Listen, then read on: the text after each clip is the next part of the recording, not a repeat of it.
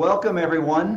Thanks for joining us today. I'm Ernie Graham, the CEO of Homebot, and I'd like to kick this off by welcoming our two guests today, Dave Savage, Chief Growth Officer of Trust Engine. Hey, Dave, how's it going, buddy? It's going good, my friend. Good to see everybody. Great to have you. And Neel Dhingra, CEO of Forward Academy. How's it going, Neel? Good, man. Thanks for having me, Ernie. This is going to be fun. You bet. Thanks, guys. I appreciate you joining us today. We got a lot to dig into. I'm excited about this. Hopefully we get a little cage match stuff going on too on some of the stuff, because I know that talking to Dave the other day, we didn't exactly agree on a couple of things. So maybe we'll get to show our teeth a little bit. But anyway, guys, focus up today is really focusing on trigger leads and how to really shift our attention to database alerts and what's the playbook for that, and really dig into what's going on with trigger leads. And there's big legislation that was just passed that really affects lenders and servicers differently. So that HR 2808 basically says no more trigger leads for lenders. So they don't get that trigger lead asset anymore. And we're going to lean into winning through relationships. Now, before I get into the servicers piece, many of you all may know, but I'm just going to go ahead and call it out. Dave, you guys, Trust Engine, the old sales boomerang became a part of Trust Engine. Basically, sales boomerang really put trigger leads on the map for so much of the industry. And I'd love just to kind of get your reaction to the legislation. What does it mean to you guys? What does it mean to you? What do you think it means to the lenders out there? Yeah, so there's no doubt. The way I like to see it is sales boomerang really democratized something like trigger leads. Because it used to be like if you were an IMB or any type of lender, you had to go through an approval process that you didn't understand how to go through. You had to figure out how to integrate that into your CRM. And then there were other data sources. So it was very difficult for any lender of any size to do it. Sales Boomerang figured that out. They had 20-ish data sources. They had built these turnkey integrations with all the CRM. So it's just like, hey, sign a contract and you're good to go. So when we did the acquisition and we brought the two companies together, Rich Harris, our CEO, ran the cloud for Oracle. And Rich LaBarca, our chief product officer, ran the customer data platform for Microsoft. And they were immediately like, what? Like, this is noise. Like, this is not good for customers. They were actually surprised that as an industry, we used trigger leads the way we did. So we literally started preparing at that point. Not that we knew at that point that they were going to be legislated the way they are now, but we knew that getting to the consumer sooner before they're running a credit report with another lender, your competition, was really where the future is. I mean, that's what the biggest brands in the world do. So we were way ahead of this. I mean, we started building 2 years before it hit. And then I do think it's important to put the caveat in is that they're not gone. Servicers absolutely have them. And the procuring lender that originated the loan has them.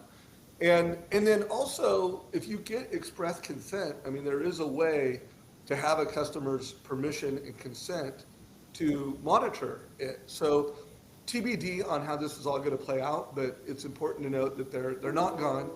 They're still a tool, but they're not the best tool. Getting to the consumer before they cheat on you is always the best way to go.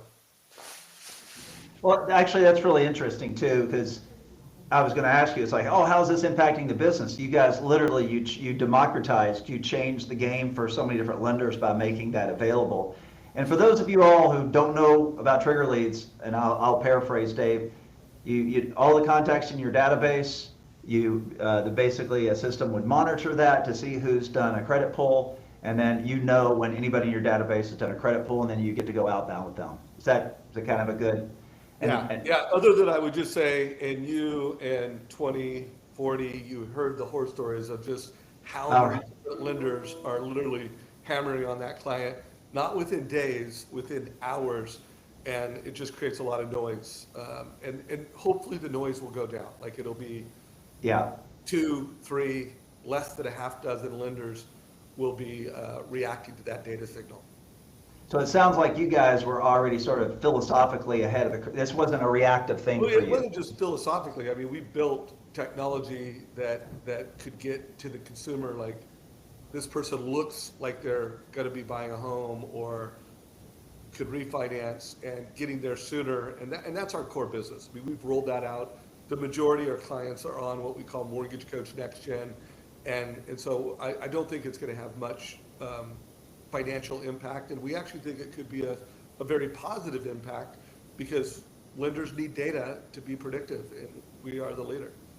Yeah, I think it's a curious thing too, and I think that's kind of where we're going to kick off today around this idea. It's like, hey, look, the trigger lead, even if you were using trigger lead, you're calling your client, and so were 39 other people. And that was is an unhealthy behavior, and probably, we'll touch on this later, low efficacy, low pull through on that too. And surely not a great experience for clients out there. I think that was sort of the headline of why Congress passed it and why it's law now. When does it actually kick in? We did a webinar with Mitch Kiter a couple of weeks ago, and I'm not good with dates, but we'll give you guys a link. If you go to Trust Engine, we have a webinar with Mitch Kiter where they got into the dates. We had the head of mortgage for I keep wanting to say CoreLogic, but Cotality. Yeah. Mitch, Cotality, and our chief compliance officer, and they covered all the dates.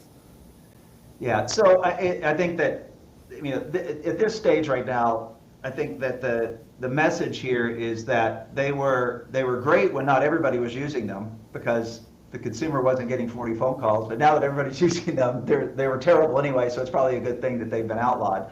They're still not outlawed for servicers and the original originator and that sort of thing. And so I guess, it's sort of like your corduroys, don't throw them away, they're gonna come back in style. But for some of us, winning through relationships, personalized conversations never went out of style. Neel, were you ever doing trigger leads or leaning into trigger leads? Or were you always sort of in the personalized engagement side of this? So I think, like, if you think about trigger leads, like I think about this freeway, that I took on the way to work today. It was clogged. Like everybody was just in this just jam-packed freeway. And then there's a lane, a high HOV lane or a carpool lane, whatever, that's just open, So I typically prefer that lane, to this one. And if anybody can just visualize this, like, you're trying to go from not just one of many lenders or one of many realtors. Like, I want to be the one that people work with. And I know that sounds far-fetched for some people here, but it is possible by being, the local expert, the referral-based LO, and it kind of puts you above that mess. So a lot of us deal with this where, we pull credit on a client and that client would be texting us and we were trying to help them opt out in advance of this, but they would text us and be like, hey, did you sell my information? Because I'm getting blown up by all these people. And I just saw the way they thought of those people as spammers, So yes, I guess it does affect you. Like at the margin, some of these LOs would lose a deal to that, to that rate shopper type client, or where they just thought of you as another vendor. But for the most part, I think it's a game, it's a losing game. It's a race to the bottom. Yeah, and then by the way, Keith asked a question. I don't use trigger leads. Guys, we're gonna really talk about how to win your database and how to win locally. And so it's gonna be a great call for you, Keith. The other thing is, like, Ernie and I were talking about this prior to doing the call today, like, there's a new way to, like, make your own trigger lead, which I know you're gonna get to later, where we're gonna use Signal within your own database to make this work for everybody here. So, like, yeah, if you're coming to get tactics on how to get more business, like, just stay tuned because it's about to get really good. If we want to go back a slide real quick, I want to point out something. So it says in a quieter market, personalized engagement finally gets heard. But I think, Neel, to your point it's like, no, it's not really just a quieter market. Matter of fact, that multi-lane jam-packed part of the freeway, even when it's a very loud market, you still want to be on the track, on the fast track, if you will, or the differentiated track so that you're heard. So whether it's quiet or loud, you're being heard and you're not being sort of lumped into what everybody else is doing. Yeah, and the way this is framed, like, the reason why you guys hit an opportunity is because, it's the personalized engagement. So those companies with call centers are not going to produce custom content for each individual person in their database. They're not going to produce a custom video on their social media. They're not writing, personalized emails. And so, yeah, this is just making a huge opportunity. So the more tech, the more AI that comes out, I think a lot of people in this industry are afraid of AI and tech replacing them. It's honestly creating a bigger opportunity for you if you want to do this work, like if you want to differentiate yourself, because those people are going to stand out. I see it with content right now. There's so much content produced by AI. There's a new AI app announced every day, and it becomes the biggest craze, and all these fake videos pop up. But then when you make a real one really well, it stands out now. So I think we're getting back to the personalized stuff, which is great news for the LO of today. It is. I think it's a pretty interesting, just the setup on this as it relates to personalization and sort of the juxtaposition of, hey, if you haven't used trigger leads as a lender, don't worry about it. It sounds like you didn't really miss much, right? And even if you were using trigger leads today, we're going to say maybe you shouldn't be using trigger leads because you're a part of the pack. But I think that it's also important to understand that there's going to be these companies that will use the trigger leads, and they will continue to be that multi-lane packed highway, and they're going to come off as very cold. It's always been a cold outreach. And I think that, cold leads or cold calling, are not great. And 97% of these trigger lead outreaches were getting ignored anyway. And we know what it feels like when out of the blue, someone that maybe you do business with or not, doesn't really matter, but someone out of the blue calls you to say, hey, I saw that you pulled your credit, or hey, anything. It's kind of creepy. It's out of the blue. There's really no context for that. So that, I guess the premise here is that cold leads are crap anyway. So why mess around with cold leads, right? Yeah, well, my message on this whole thing is, with today's technology, both what you can do in terms of monitoring data and taking action on data to be at the right place at the right time, especially if you're either on this call and you lead local referral-based loan officers, or you're on this call and you are a local referral-based loan officer, the way you win today and the way you win in the future is you win your database. And then, by the way, and you win locally. And so when you really look at, a company like Trust Engine, how we can monitor data with non-credit data and identify who's most likely to refinance now, who's most likely to want to move up now. And then you take what Neel's doing with social media and, both building brands, creating engagement. People can feel like they know you before they know you. It's just like, work your warm leads, make sure you're executing on your social strategy, make sure you're executing on your database strategy. You take a platform like Homebot and your ability to bring value to the consumer. I mean, the thing I've always loved about Homebot is its marketing, and it's a sales enablement technology that has tangible value to a consumer. And when you can take technology, like that's what we strive to do here at Mortgage Coaching, you can take technology and social media that's selling and marketing and create tangible value for a consumer to build wealth with real estate. Like, it's magic. So to me, it's not that cold leads are dead or shit. It's that they are not the best use of your time. Like, the best use of your time is executing on social, executing on platforms like ours, and making sure you're making the right call at the right time. I appreciate the words on Homebot. I think contextually, though, the bigger picture is that all of these folks that didn't do business with you, all these prospects, these past prospects, they started as a lead. They started as probably a cold lead. They didn't do a deal with you. But our perspective on it is that that's your top of funnel, and that once they've come in cold, they should never be cold again. So you should be engaging them with valuable content forever to keep them at some level of warmth, so that if there is a reason for you to, have urgency in terms of reaching out, that nobody in your database is ever cold. And I think that's a really important thing. It's like, once they're in your database, should endeavor to keep your entire database warm, whether they're a prospect or a past client.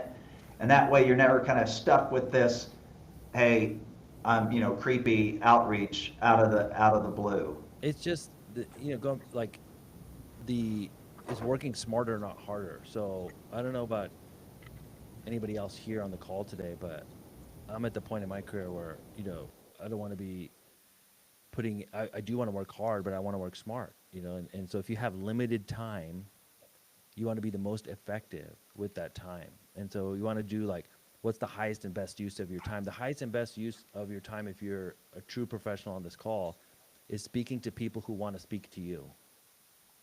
And if there's one thing, like the reason why people don't like cold calling is because you're primarily talking to this 97% of the people who don't want to talk to you, who think that you're a spammer. So it's very simple. Like, yes, I think we can all agree that we want to talk to people who want to talk to us. It's Seth Godin wrote the book on this over 10 years ago. It was called Permission Marketing.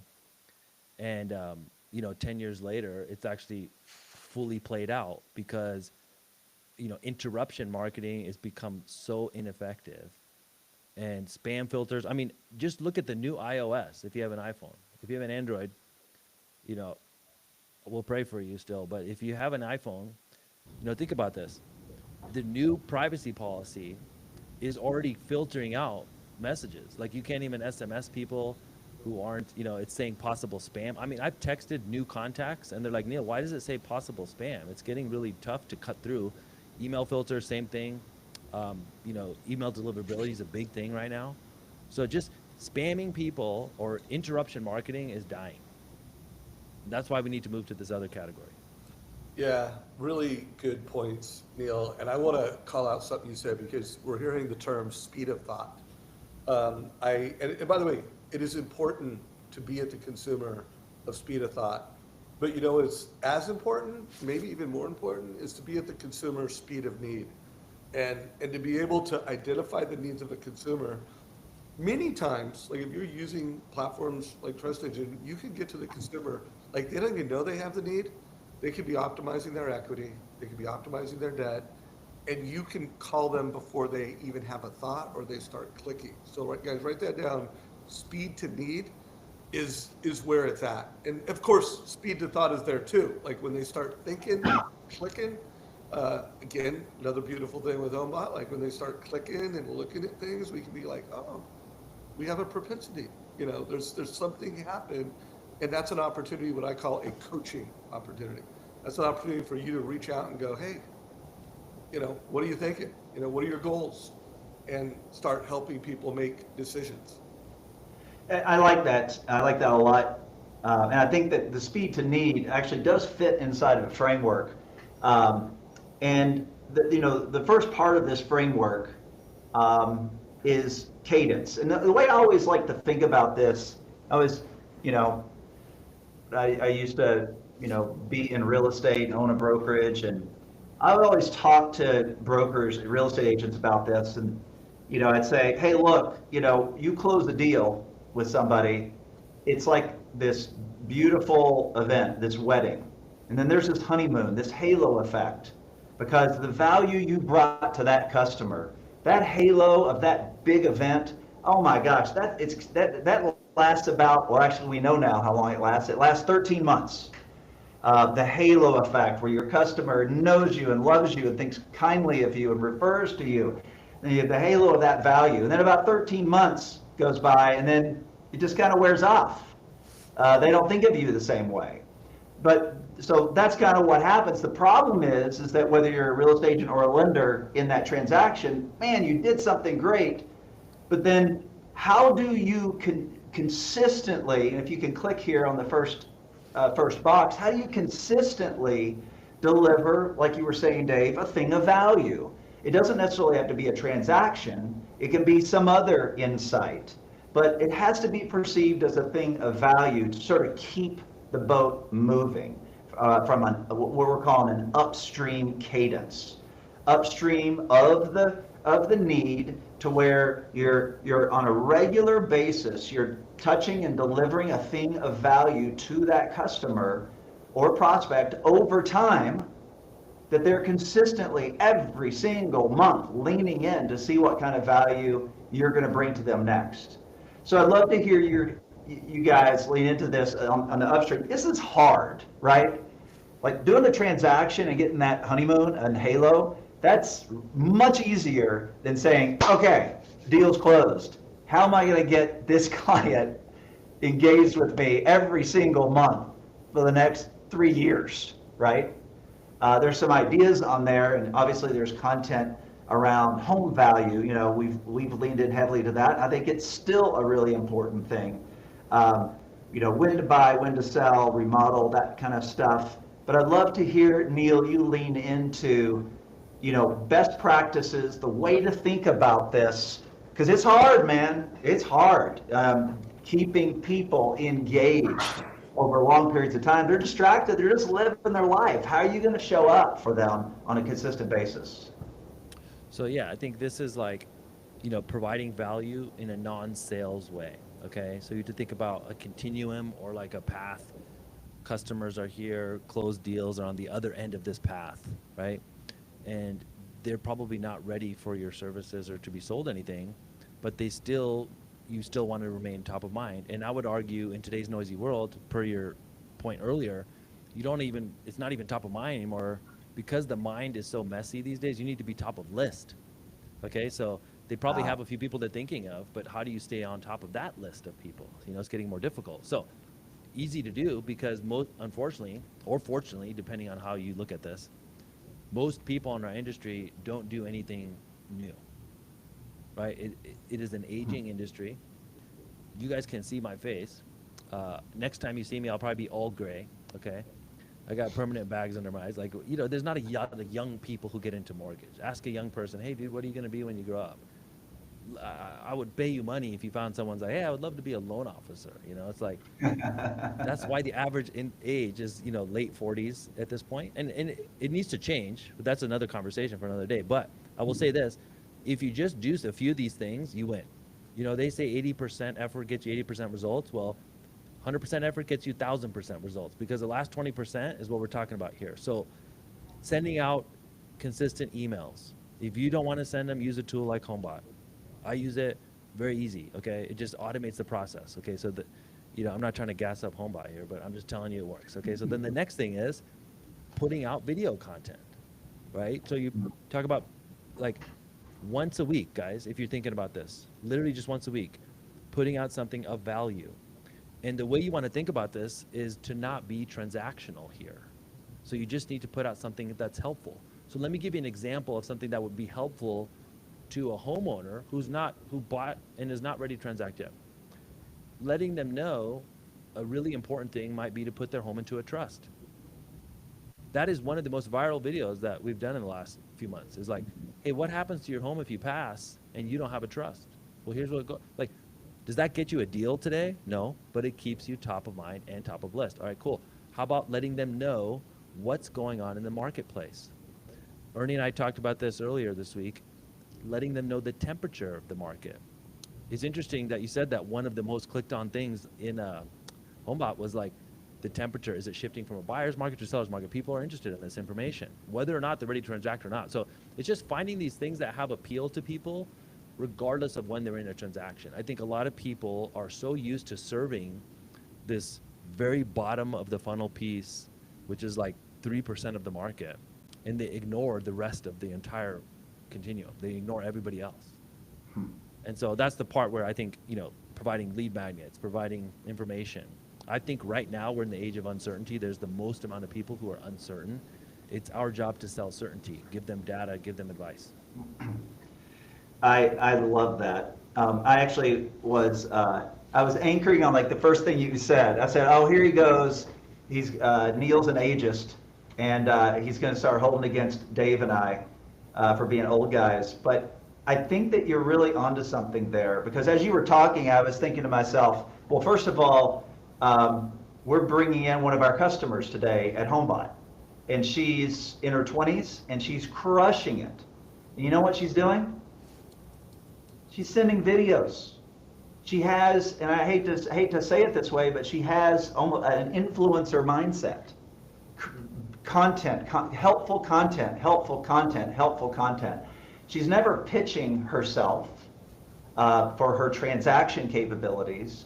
She's just using the Homebot world, if you will, that as a tool to give her context to create new content and go outbound with that content. Now, I'm not saying this is exclusively a young person's game, but thinking differently goes back to your one lane, your high-speed lane earlier. How are you Yeah, thinking? and then one thing that we talked about earlier, which I just remembered, I want to make sure we don't miss this is, DIY, the concept of DIY. Every consumer wants DIY today. The elder millennial, which is the largest segment of buyers, and I'm talking about social media. I know Chris and Brandy are asking in the chat, where would you post these videos? Well, the easiest place to post them is going to be on social media. You can email them directly to your database. You can insert them into other emails, like Homebot has a way to do that. I have found with email, there's less click-through today. This is kind of a new trend in the last 24 months or 12 months. I've noticed there's less click-through for people to watch a video. They still do it, but I would rather just give them the information in writing and then follow up with the video, because they may not have the time to sit through a 2-3 minute video. They just want to get something at a glance. In the back of an Uber, they're just scanning their email or something. So video works really well on social because it's being served to them based on interest. So you can make a good piece of content. We have so many examples of this, but people want DIY. So, for everybody here, if you think about social media in 2025, the mechanic who has the most views on social media and also gets the most clients is the guy who teaches you how to fix your own car. The health and fitness guy who teaches you the workouts. You don't even need him at this point. But why is he rich? Because people will work with you as a result of you giving away the information. So you almost want to take the mindset of like, look, I'm going to teach you guys how to do this on your own. Here's how to shop for a mortgage. Here's how to read your loan estimate. Here's how to avoid getting ripped off on a refinance. But don't even put in the call to action on those top of funnel videos. You can put it in the caption or do it more subtle. But what you want to do is give away don't sell your service, give away the blueprint. And then watch how much watch how much more followers you get, more views you get, and then you'll also get the clients on the end. People think they want DIY until you go to IKEA and you get the box open at home. Then you're like, okay, please help me. So give them what they want up front and then sell them afterwards. That is the blueprint to crushing it on social media. Yeah, and this is, first of all, I love all the points you made, Neel, and there is a massive opportunity that our industry is just missing. We're spending so much time finding loans, winning loans, and then trying to keep loans. We're not spending enough time on creating loans. And so I recently I used Perplexity to do this research on how many people qualify right now to buy a home, but aren't buying it. Like, I think everybody knows the numbers that every time rates come down 0.5%, another 2.5 million people get into the money. But there's 9 million people that qualify that are not buying. And when you do an AI search, why are they not buying? Because they have misconceptions on down payment, and they have misconceptions around credit required. And so there's a massive above the funnel upstream for us to actually create mortgage opportunities. There's a great nonprofit that I'm on the board of called First Home IQ. Highly recommend you guys check it out. There's a lot of free content. I actually just gave you a link that, like, if you look at that link, it's an assessment, like a free quiz that someone can take and get smarter. It's got a link to a playlist of YouTube videos that you could watch on how to budget, how to improve your credit, how to do whatever you want. And for the most part, if you follow Neel on social, you follow his sister Shivani, you follow the people that go through Neel's program. I mean, these people are like, they are creating the news. Like, they can't control what mainstream media is doing, but you know what they can control? They can control the people that follow them on social, and they're teaching them. Like, hey, here's how to house hack. Hey, here's how to help your kids buy their first home in their 20s. So I just want to really emphasize, if you're on this call right now and you're a local referral-based professional, this is a winning framework, so we still have 2 more pillars to go. But guys, this is a super important pillar if you want to future-proof your career. You can't just wait to find loans when credit triggers go off. You've got to create loans, and this is a playbook to do that. I really love that, Dave. It actually reminds me of something we were talking about the other day, Neil. The should I, and Yep. it all kind of fits together. First of all, this upstream cadence is hard, and I hope that our viewers are really hearing this clearly. It's like, use these tools to address the should I. There is an amazing corpus of opportunity out there, but a lot of them are in this should I segment. And by providing content to them that addresses the should I isn't selling the service. It's this DIY theme of giving them the blueprint. I think that's a really super powerful context here. So you're developing a cadence, and all of a sudden now there is an opportunity. You know that your customer is in the money on a refi. You know that your customer can qualify for the loan. We're calling it uncold. It's uncold because of the work that you've done upstream of that moment.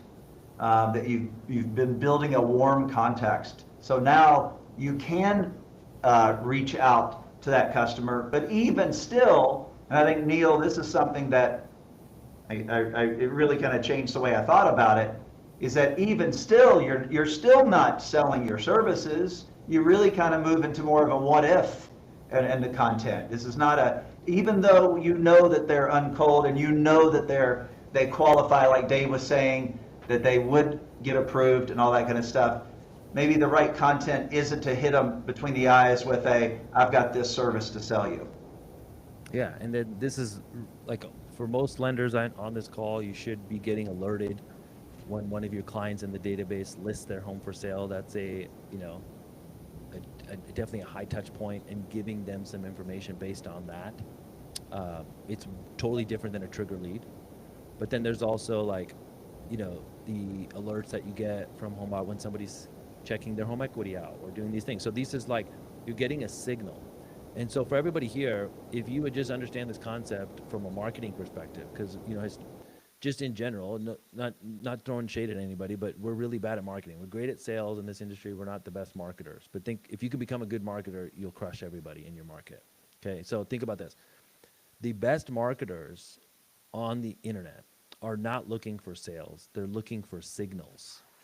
Okay, if you can find this signal that someone's interested, now you're talking to the low-hanging fruit. So for example, if 200 people get an email, but 12 of them click on something in that email, and those people do whatever they're doing for that period of time, that gives you the signal that those are the 12 people we should be following up with. Those are the people we should send a personalized piece of content to. Now, it's really hard to do that to the masses. So what you want to do is use top-of-funnel content and top-of-funnel campaigns to get the signal to the few people who are interested. So that way you're doing lukewarm calling or warm calling. And you could use personalized video, different things like this. I love on here we wrote rate alerts. Well, as we do get into this rate environment where it's very volatile, you can make content around, hey guys, the Federal Reserve just cut interest rates for the first time in 12 months or whatever it was. But here's the crazy thing. Mortgage rates actually went up. So what the heck is going on here? Well, let me break this down for you. And then you can explain how the market moves in advance of these moves. And that's why it's critical that if you're considering timing the market here, make sure you're on my rate alert or rate watch list. And I can notify you of big moves. If you'd like to get on that list, here's a link. If you'd like to get on this, click here. If you'd like to get on this, comment this word. Now, all of a sudden, I'm getting the signal from the few people who are interested. So you might have hundreds of people or hopefully thousands of people eventually watch that video for free on social media. It doesn't cost you anything but your time and a little bit of dignity if you're not good at video yet, right? But you post that video, and then you get the signal from 6 people that they might be interested. Now you know who to follow up with when you get these alerts. And so we use email for that. But I just think of getting people out of these top of funnel things and into your marketing, which would be more personalized. So it's just a step process. That's why we have the upstream, the uncold. Now, it is true that you could start in the middle there are people who are in this uncold area where you could start marketing right away there. So it doesn't mean you have to always do upstream in this, but you want to be leaning into these two areas first and foremost before you go for the close, which we're going to get to at the end. So I want you guys to think upstream and uncold, they're great categories, but I want you to think there's create, there's find, and there's win. And a lot, like these are motions, these are processes and skills. And when I like a realtor referral, that is a find, that is not a create. Like the realtor created that referral for you, and now they're giving you a lead, and now you need to win it. You need to deliver an experience to that consumer where you win. But there's like a lot of times you'll get a signal in Homebot where someone's clicking around, and they're not necessarily looking for a loan right now. You know, they're just checking their value because people like to like, hey, am I up? Am I down? What's happening to my net worth? But some loan officers, first of all, most loan officers, the common LO will not call, they will not engage, they won't do that. The uncommon LO is going to actually, oh, that's a coaching opportunity. Let's reach out. Let's have a conversation. Let's find out what's going on. You know, I love the fact that you put TCA. That's mortgage coach, total cost analysis. We also use the term homeowner strategy because, you know, a total cost analysis is a process to help a consumer decide what to do. Like it's got options. It's showing the cost of those options over different times. And then the most important thing you can do of all if you want to win is show people net worth. Like at the end of the day, all loan officers are showing rate and payment, which by the way, that's common. That's what the common LO does. The uncommon LO goes beyond that and shows impact on net worth and really tells a story of like, how do you help that consumer build wealth with real estate over time? So I just want you to like, as you're listening to this conversation, start thinking, oh, is that a find strategy? Is that a create strategy? And then get really clear on how to win. And if all you're doing to win is quoting rates and quoting prices, AI does that pretty well. Like everything that can be automated will be automated.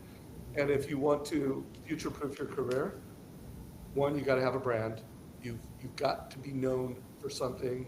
You need to be known locally, and you need to be known in your database. I appreciate that, Dave. I was thinking about something too that you said, Neel, that kind of goes together with what Dave was just pointing out. Like you were talking about, you chum the waters, you find an intent of those 6 people, and then you lean in heavily into those 6 people. We just launched a new listing alert recently that kind of fits into this, and I just kind of want to share with the audience kind of like some new stuff. So listing alerts have been around forever, right? Right? Who in my database just listed their home?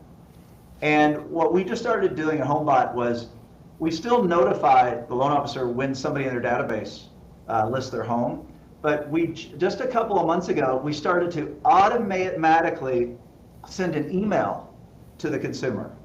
And it basically just said, hey, congratulations, you want to see what your home looks like on the internet, basically, right? You want to see how the rest of the world is looking at your home, and they click through, and then they see how it's looking, and then basically it just says, oh, while you're here, here's an affordability calculator for the next one, for the what if.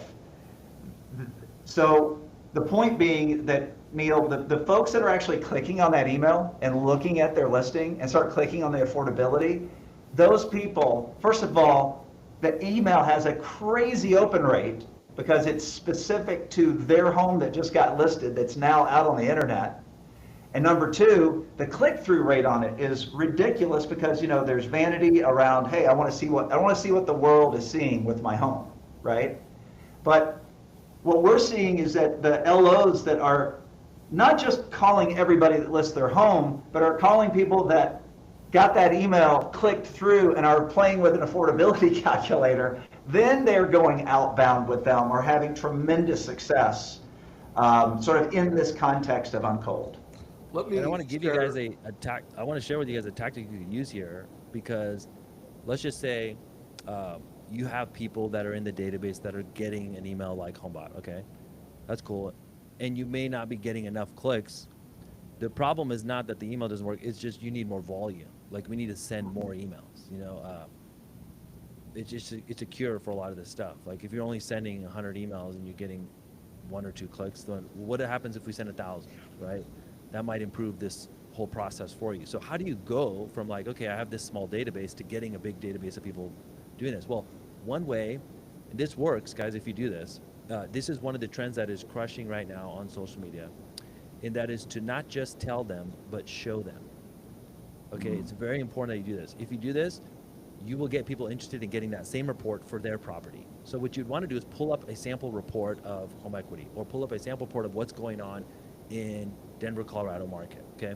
And show the chart of like, okay, we've shifted from a buyer's market to seller's market. Here's what that means for the average buyer out there. Here's what that means for you. You could talk about, the average homeowner has this much equity in their home, but what do we do with this? And you want to show them visually. The reason why this works on social media is because people on social media are dumb. Not literally, I'm not trying to be mean. I'm just saying they're in a dumb state of mind. Think about your own scrolling behavior. You're not in peak intelligence mode as you are sitting on the couch scrolling the feed. So it reduces the cognitive load on the viewer if you show them things instead of just talking to them. Now, the best communicators can communicate. You ever notice how some people talk and people listen, and most people talk and people start to zone out? Well, that's a long thing to get to, but like straight out the gate, if you show people things, you'll crush. So I have beginners in my group who are getting thousands and thousands of views by simply showing these charts. And then at the end of that video, here's the most important part. You would say, hey, if you want to get this report for your market, or if you want to get on my email list so I could send you this custom report every month, comment this word and I'll send it to you. Or click here and I'll send it. Now all of a sudden, every single week you could be growing that top of funnel list, and then now you're getting more clicks at the bottom. So I think it's like you definitely want to focus on following up with people, but don't forget about getting people into your funnel at the top. Yeah. So, That's great. so real quick, I want to supersize your listing alerts. And I'm going to give you 2 ideas. One I'm going to share now. One, I'm going to share a link to a script on a Instagram called Uncommon LO. But and I do recommend when you get that listing alert, you call the consumer. And if the consumer starts engaging in that affordability calculator, you absolutely call that as a coaching opportunity. And here's the 2 mortgage coach moves. And Ernie, we may want to take it offline around productizing this together. But one is you show them with a mortgage coach total cost analysis what moving up looks like. Now, everybody shows like, what's the payment? What do you qualify? But if you want to go to the next level, show the wealth benefit of that, because that's going to get a more motivated seller. They're going to be more motivated to sell the home, and they're going to be more motivated to buy that move up home if you're showing them the wealth benefits. That's what we do, and that's what our users do. And then also, you want to have a go-to for a mortgage coach on, hey, let me show you how some creative strategies to help sell your current house. And a lot of people right now, they're trying to sell their current house. It's not going how they want it. And they're either afraid that they're going to have to reduce the price, or they might actually be in a period of time where, shit, we might have to reduce the price. So come to them with both here's an idea and a strategy to make your home more compelling with creative finance strategies. And here's a strategy to help you move up and accelerate the creation of wealth. And then what you're asking for is, hey, introduce me to your realtor. Like, I can help that realtor sell this house faster with less chance of, and I can help you buy that next house more confidently and more thoughtfully. So call those listing alerts. Don't just wing it. Call and have a great conversation. And then in a minute here, I'm going to share a link to a script from Jeremy Forcier. It's like a little 90-second clip on how he is crushing it with move-up buyers, like how he's outreaching and he's actually getting ahead of it. Like before they listed the home, he's actually helping realtors get listings. So I'll share that link in a minute here. I love that. You basically you're the poster child for what if right there, right? Speaking of showing it, not saying it, let's click through to the last one. And we've really already leaned into this. I think Neel, I love your framework. So you put a bunch out there, then you've got a couple that you need to go deep with. In certain circumstances, you can do some what if, but then the personalized, really going outbound, the voice and text, email. I don't know that we really need to lean into this that much because we've really already covered it. But it's like, don't just tell them, show them. But I will ask you one thing, Neel. When you say show them, do you think that if you can, would you do a video where it's almost like picture in a picture, to where it's like you have green screen where it's showing them? This could be done as a video, it could be done as a graphic. Print, I wouldn't necessarily use, because what are we going to do with the printed flyer? I mean, we could mail it, I guess, but Right. I haven't mailed anything in a long time. Somebody Right. yesterday asked me to write him a check. I was like, bro, I don't know where my checkbook is. I haven't written a check since I was literally dumbfounded, and it's kind of crazy. But yes, and no shade to anybody on the call who writes checks, but I'm just telling you at this point, we want to do it online. So I would make the video, but if you want to figure out how to do this, I actually can give you some examples. So I put my Instagram in the chat. We don't have time to show you examples on this call today, but I'm happy to DM you some. So just shoot me a message on Instagram. I'll share with you guys some video examples. But essentially what I do is I do most of this on the new phone. It could be the older iPhone, the new phone. But I will tell you one thing just really quick. This is very important for everybody here. Before you shoot this video, please wipe the lens. Get one of these glass wipes and wipe it.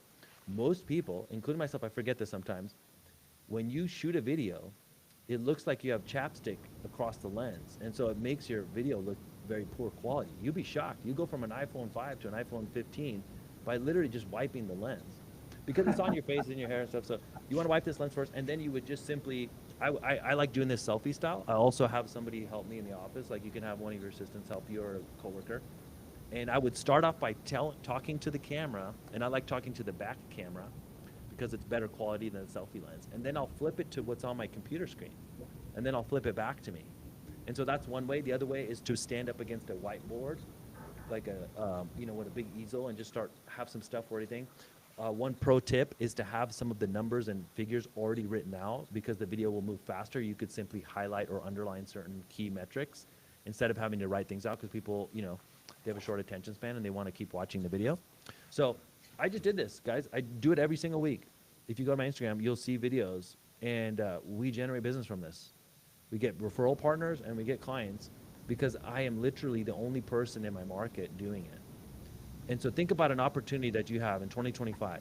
You could be on one of 3 people to do this. And the reason why I say this is because we might have 100 people on the call today, Ernie, in and out of the call today. 3 of them will do it. And there's no shade to anybody else, but it's just, this is what I told you in the beginning. People are reluctant to try new marketing. And if you do, that is the opportunity you talked about earlier. That's that fast lane we talked about, where you skip all the traffic on the way to work today. Yeah. No, I love that. Don't tell, show. So we've touched on, we've touched on TCA, we've touched on Homebot, we've touched on forward content. I don't want this just to be the plug screen, but I'm just going to say, one of the things I am proud about with Homebot is, the cadence.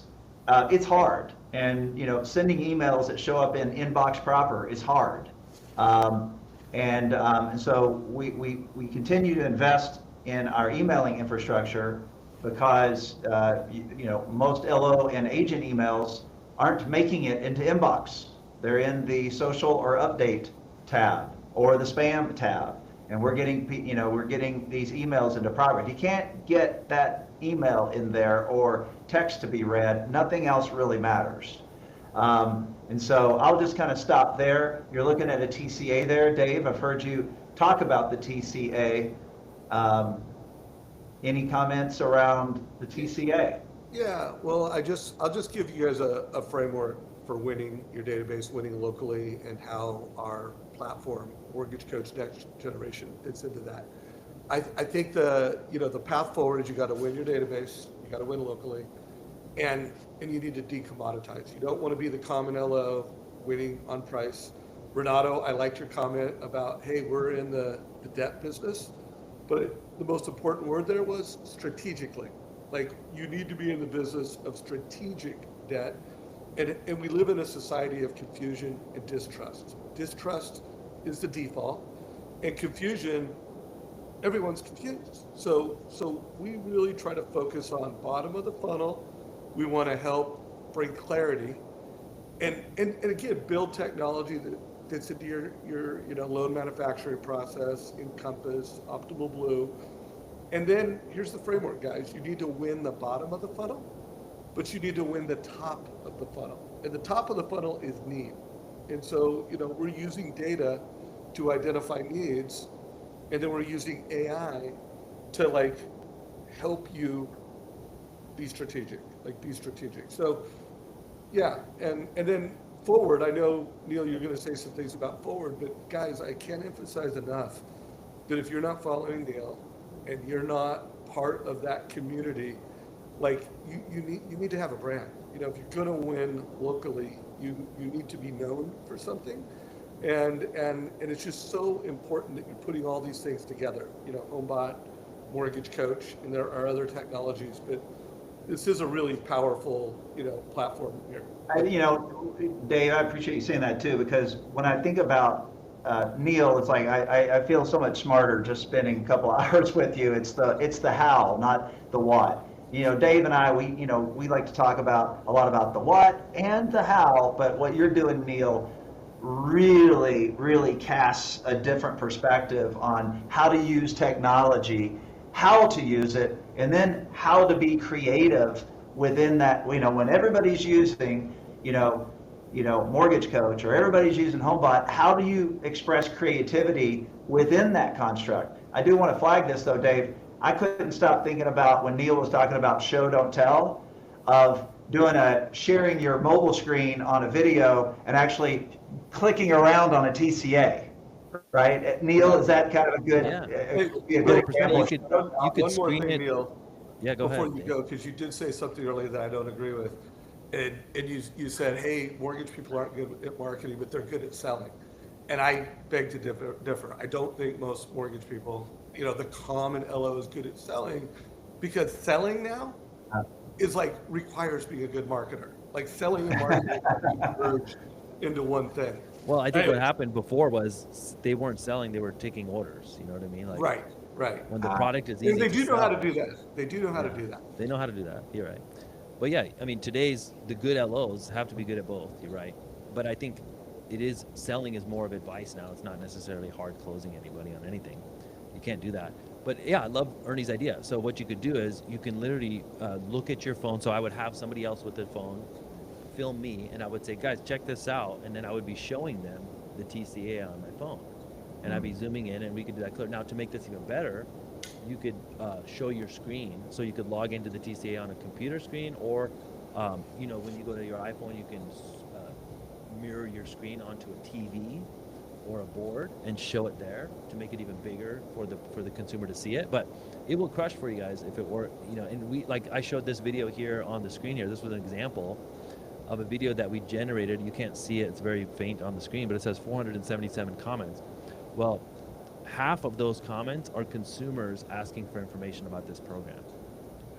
And the reason why hundreds of consumers asked for information, and this was a post about a program in Las Vegas, the market I'm in. This is not a viral video, but it is viral for me because it generated so much top of the funnel interest. So you think about, okay, how many people are interested? The reason why they're interested is because in this video, I showed them the map on the screen in the back behind me right there. And I show them, here's the program, here's where it's available. And I want, again, I'm literally the only loan officer in the Las Vegas market who made that video about that program. And so I just think about the opportunity has never been bigger right now to do this stuff that we've been talking about today. And we also pair this with things like Homebot. And then when we get into the quoting process, things like Mortgage Coach. So it's this is the trifecta. When you say the toolkit, this is literally the tool stack that you can use to just dominate. So it actually made me think of something, Neel. I realize that with social, you have this huge aperture to find, intent or engagement, right? I do want to point out for all those of you that are seeing this presentation that Homebot did just change its policy, so you can add all your prospects for free.